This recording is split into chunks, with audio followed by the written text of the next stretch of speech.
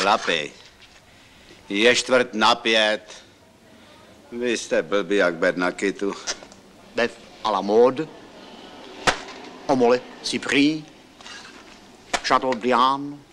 Existence mimozemských civilizací je vědecká hypotéza, již nelze dokázat, leč ani vyloučit.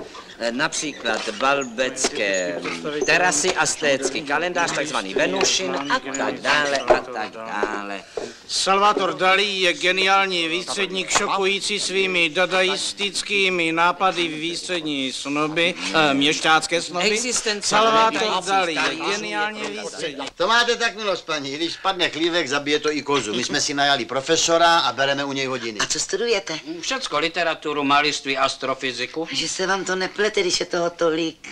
My to máme rozdělený. Rozdělený. No, jistě, pan profesor sám říkal, že celý život vystačil s Pinkasem. S kým?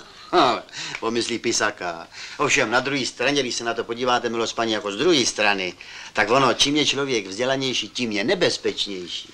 Byli i zavřený. Ještě jsou. No jo, ale něco snad vědět musí. Jo, ale jenom něco a furt to musí opakovat. A hlavně, aby tomu nikdo nerozuměl. To je hlavní.